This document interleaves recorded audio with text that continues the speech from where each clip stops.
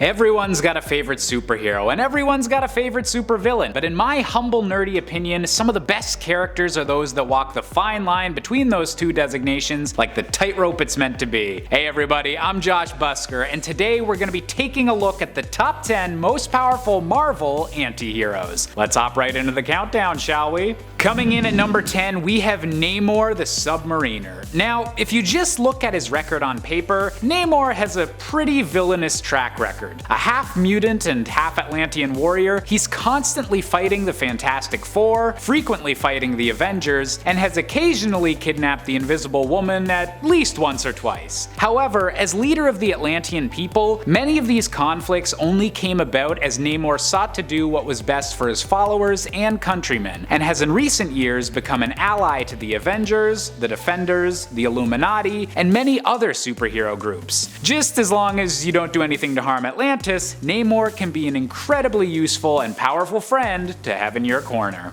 At number 9, we have the beloved vampire killer known as Blade. Born as a human-vampire hybrid named Eric Brooks, Blade has all of the powers of a Marvel Universe vampire with nearly none of the negative side effects. He possesses superhuman strength and speed, with all of his senses heightened to make him a perfect predator while being immune to damage from sunlight, silver, or holy artifacts that would instantly turn a regular vampire powerless. While he does still need the nutrients from fresh human blood to prevent himself from losing control of his hunger, Blade often uses a special serum as opposed to actually draining any humans. With so many strengths and so little weaknesses, Blade is definitely a blood-sucking force to be reckoned with. Coming in at number 8, we have Frank Castle, aka The Punisher. Now, The Punisher obviously fits the bill as an anti-hero, but is he really one of the most powerful? Well, despite his lack of actual superhuman abilities, The Punisher is considered to be at the absolute peak of non-enhanced human performance, with a long military history and years of physical combat training. However, the truly most terrifying thing about The Punisher is his dedication to his cause. While other heroes may shy away from violence and especially murder, the Punisher has no such qualms. And the fear that the Marvel Universe's villains feel towards a hero that's willing to get as dirty as they are, that's some pretty intense stuff and definitely deserving of a spot on this list.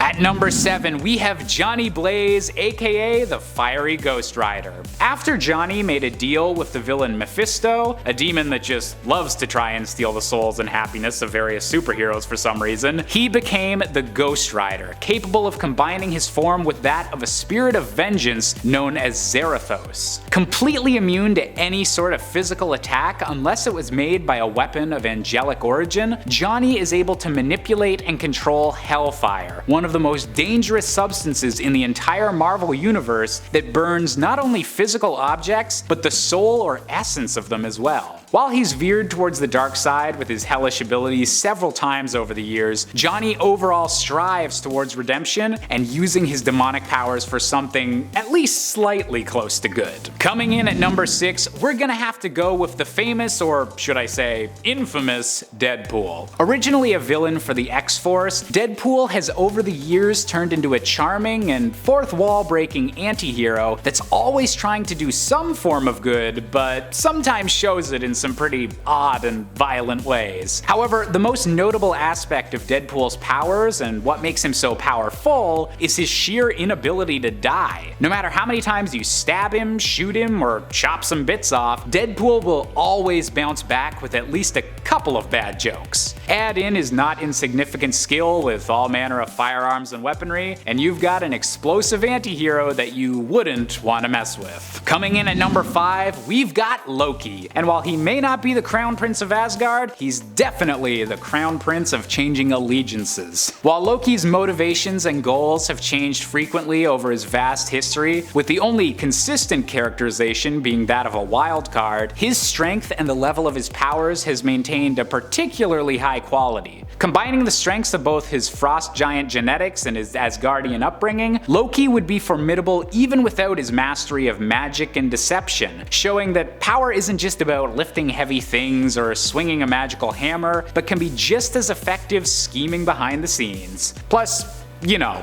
being as handsome as Tom Hiddleston probably doesn't hurt. Coming in at number 4 is the underrated hero, the Sentry, an expert on being torn between good and evil. While I've spoken before on this channel about the Sentry being one of the most physically powerful beings in the entire Marvel multiverse, the most interesting aspect of his powers is his manifestation of the Void, an equally powerful dark version of his Power of a Million Suns based abilities. With the Void and the Sentry actually being two halves of the same person, and their internal struggle being so devastating as to put the entire world at risk, the Sentry has actually had the world's memory of him wiped on several occasions, just to prevent the Void's powers from being abused. At number 3, we have the Scarlet Witch, also known as Wanda Maximoff. Originally believing herself to be the mutant daughter of Magneto, Wanda is in reality one of the most powerful magic wielders in the Marvel multiverse, and a conduit for chaos magic that allows her to rewrite reality to her will. While Wanda may have been one of the most notable Avengers for a time, she's also struggled with her powers during events that wiped mutants off the face of the earth and brought her own children into existence through willpower alone.